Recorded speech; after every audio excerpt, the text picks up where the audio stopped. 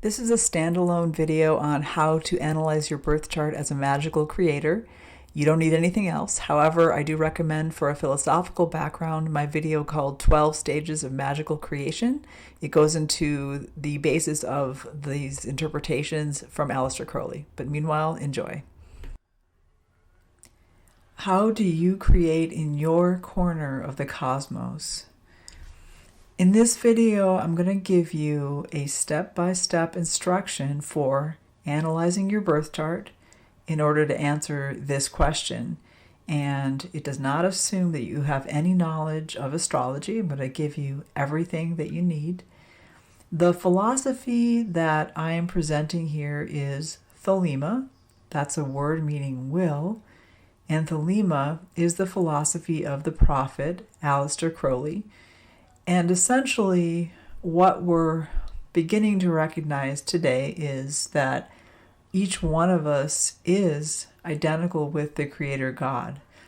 We are all different vessels and manifestations of the one true God, who is beyond all possible understanding or images. But of course, there's a lot of images, some icons and things that we can certainly place on that in order to worship or to celebrate. However, the point here is every one of us is an embodiment of God, and those of us who are further along on the spiritual path are realizing that we have a responsibility to actualize our Godhead. Now, that's a very tall order, but it is possible at any stage to get a glimpse of how we contribute to the cosmos, or how we should contribute based on our astrology chart, because that is basically the form that we chose to channel the will, the one will of the divine. So in this video, what I'll do is I'll give you essentially step-by-step instructions. You're going to need a copy of your birth chart that tells you in which sign and which degree of the sign each one of your planets are in. All right, so the first thing that you'll need is a copy of your birth chart.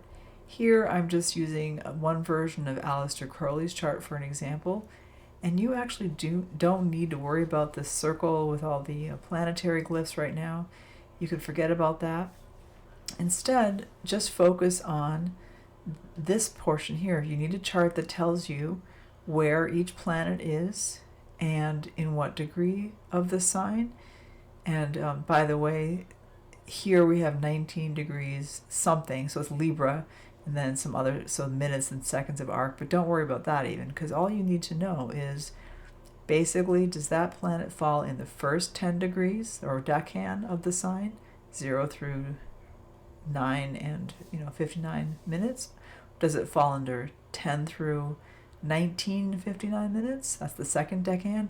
Or does it fall in from 20 degrees to 29 and 59 minutes, 29 degrees, 59 minutes. So in this case, for example, let me get the text function going here. So here the sun is in the second decan of Libra. All right. And then looking at the moon here, just going to give you another example. Make it a different color. We have the moon also, well actually this is going to be in the third decan because it's between 20 degrees and 29 degrees 59 minutes. So we have the third decan of Pisces.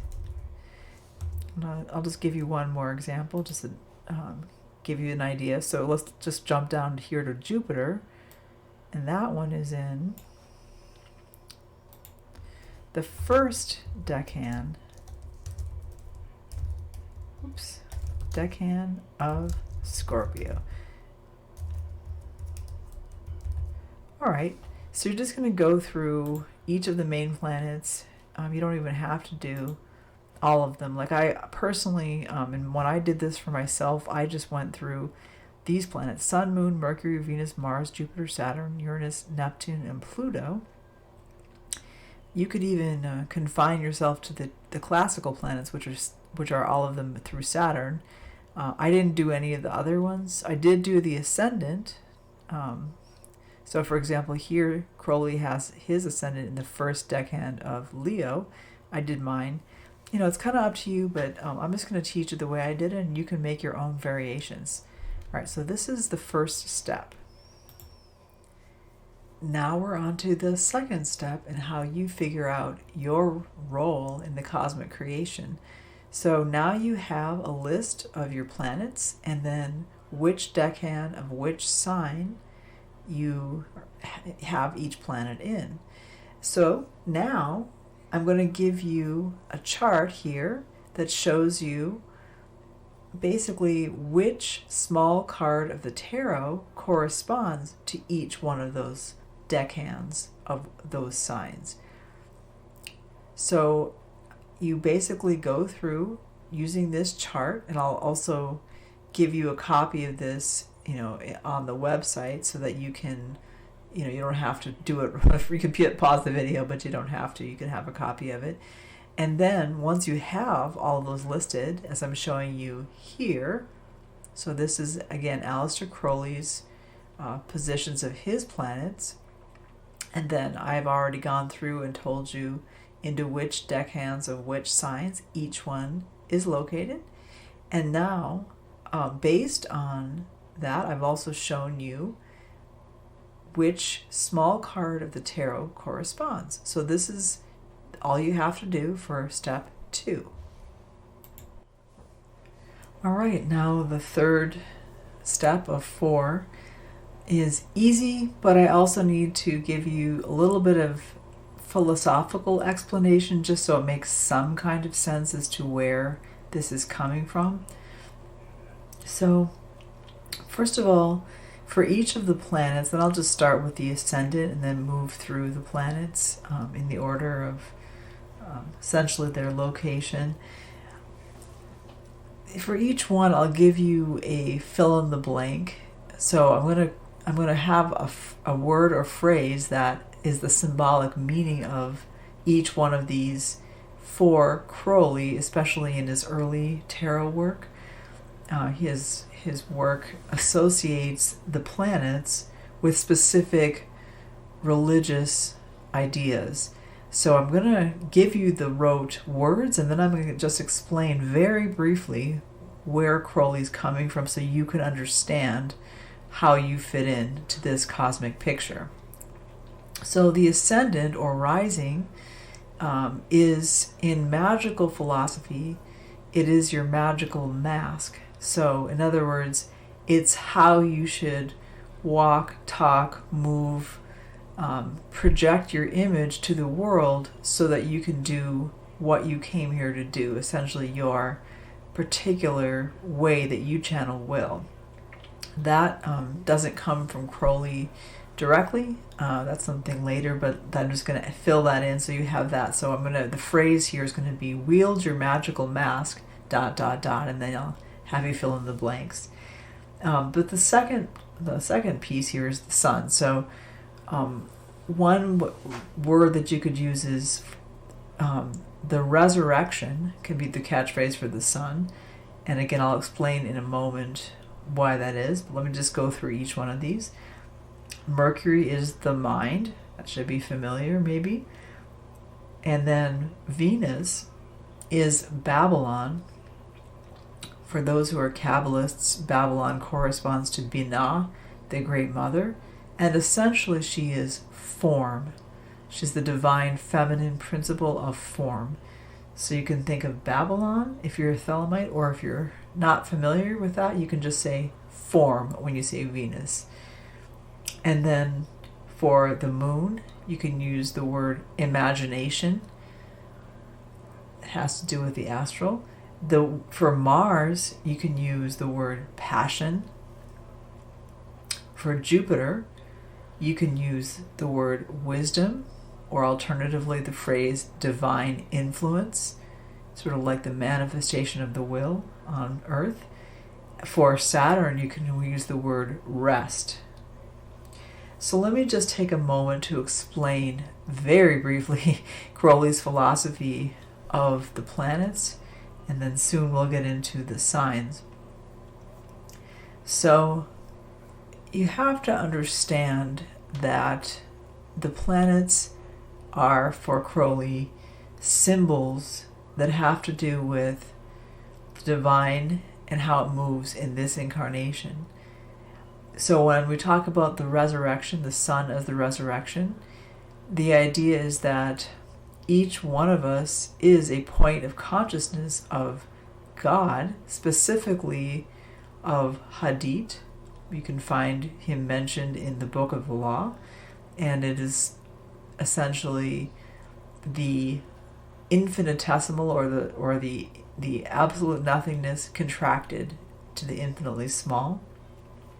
So when Hadith looks out of your eyes, essentially he has the potential to be resurrected through your life, through the way that you're living, especially if you're doing it consciously and knowing that God is seeing through you, that you are essentially God. Now, Mercury being the mind, that's pretty clear. It's going to be the use of the mind to create a magical image. Venus, standing for Babylon or form, it has to do with how do you embrace the divine through form. Moon, being imagination, has to do with the astral. So one big principle in magic is that what we put into our unconscious will be born into the conscious world, will be born through our consciousness into essentially manifestation. So that's how we use that. Mars is going to become extremely important for this aeon, as I'll go through with the signs. But essentially you can look at it as our animal passion for manifesting something on Earth. Jupiter is wisdom, meaning the divine influence as it creates order in your universe when you're working correctly. And finally, Saturn is rest, repose, limitation. So every last form has a beginning, a middle, and an end, and this limit will determine the form that it actually takes, the structure. So for this final part of the video, you're going to need either a copy of Aleister Crowley's The Book of Thoth, or if you don't have a copy, you can also use various websites online. You can probably actually find the Book of Thoth text, or you can use another website. I'm going to go into how to interpret your blanks that you filled and how to fill them in. So this requires a little bit of imagination, but I think you can manage it. So I'm showing you now the blanks that I created before in part 3 and how I filled them in. I'm going to tell you how I got to them, and I won't go through every example, but I'll go through a few here. So for the sun, we had, I wield my point of consciousness in accordance with, and then the card for Crowley was the 3 of Swords. So what I recommend if you're using the Book of Thoth is to go to the section where he goes through, it's actually called part 4, but it starts on page 177, and it has the 4 aces, the 4 2s, the 4 3s, and using the text from this section is probably easiest. Of course, if you're really used to tarot, do what thou wilt. I'm just giving you the easiest thing you could possibly do. So I'm going to go to the 3 of Swords from the section called the 4 3s. I'll read it to you, and then I'll tell you how I got divine melancholy. So here he says, for the 3 of Swords, the idea of division, of mutability, the idea of the airy quality of things manifests itself in the 3 of Swords, the Lord of Sorrow.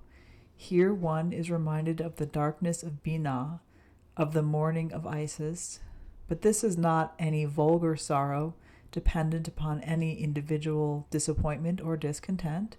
It is Weltschmerz, the universal sorrow, It is the quality of melancholy. Now, let's say you don't know what Binah is or who Isis is. Let's say you know nothing. I recommend looking at just anything that you can cotton onto. So let's just say the last part of the last sentence. It is the universal sorrow, the quality of melancholy. So I wrote divine melancholy. My recommendation is if you can come up with anything sensible like this, write it down, and then you can spend some time free writing or recording yourself talking about some research that you do, or even meditation or divination, to try to figure out more of what that means. So here we have the sentence, I wield my point of consciousness in accordance with divine melancholy. And if I had this, I would say divine melancholy. What does that mean? Well, one idea is that by having a point of view, there's always a sense of loss. There's a sense of sorrow just in being in form, because when you're in form, you have certain traits and you lack others. And so there's always a little bit of suffering involved. It's kind of like the Buddhist idea. So recognizing that consciously can be helpful if you have this chart, Aleister Crowley's chart here, where the sun is corresponding to the Three of Swords. Let me give you another example. So Mercury, and again, the fill-in phrase was, I wield my mind in accordance with the pleasure of fertility. That's what I filled it in with. How did I get the pleasure of fertility? So he had the Six of Cups corresponding to his Mercury. So I'm going to go to the sixes, the 4 sixes, and that begins on page 181 in the Book of Thoth. So here I'll read from that section, Six of Cups. The Six of Cups is called pleasure. The pleasure is a kind of pleasure which is completely harmonized. The zodiacal sign governing this card being Scorpio, pleasure is here rooted in its most convenient soil. This is preeminently a fertile card. It is one of the best in the pack. So, it's a happy card. It's called the pleasure. I put, pleasure is here, so I put the pleasure of fertility. So I wield my mind in accordance with the pleasure of fertility. What might that mean? So maybe there's an idea that just by how I think, I can make things come into being. I can make things come to fruition. So being sensitive to the fertility power of his mind and enjoying making things fertile by thinking. So that would be how he should wield his mind. Now I'm going to give you another example. This one can be, let's say this is another sword, so these are a little bit more difficult. What I want you to do is if you come across an interpretation that seems negative, make it positive. Make it as positive as you can. Every last card has a negative and positive side. So let's give you one more example here with his Venus. I wield my form in accordance with, and here we have the Four of Swords. So let me go to where that one is. And that begins on page 180 of the Book of Thoth. The Four of Swords is called truce. This seems rather on the lines of the strong man armed, keeping his house in peace. Then he says the masculine nature of air makes it dominant. The card is almost a picture of the formation of the military clan system of society. And if you look at the Rider-Waite version of this card, you see like what looks to be like a dead soldier lying in state. And so I wrote here, I just came up with truce, that's the word of the card, the name of the card, backed by might. So I wield my form in accordance with truce backed by might. Well, what does that mean? Here's what I meant by it. You could take this, in many ways, but the idea is like by you having basically a militaristic or a willingness to fight, militaristic attitude or willingness to fight, you then can, with your form, with how you are, with how you embrace reality, you can come up to a truce with it. So with whatever you meet, you can be, by being strong, you can maintain a kind of compromised position or a kind of comfort where things will go your way, but you're going to have to back it up or be willing to back it up with arms. So it's kind of an interestingly militaristic Venus, Four of Swords. And anyway, these are just some ideas. If you have questions, I'm definitely willing to help you as much as I can. And I hope this gives you all the information that you need. What I also recommend is that you after you come up with catchphrases and you've done some meditation, you can do some free writing. You could also do some writing or some art to kind of come up with depictions of your planets and their signs based on the deckhands corresponding to these small cards. Do some, basically a summary. That's what I've done also with my own chart. Is I did the individual planets, and then I wrote a summary, kind of looked at the whole thing and got a feeling for it, and then I wrote something. It is imaginative. It isn't something like science where there's a correct answer, and that might frustrate you if you're someone looking for something like that. But remember that the reason to engage something like this is to get guidance. So it's just a medium for you to get guidance about your own life. So, by all means, talk to your holy guardian angel, pray, do whatever you have to do in order to get some divine guidance on how to understand this. And I hope that this has been helpful. If you have questions, please do ask me.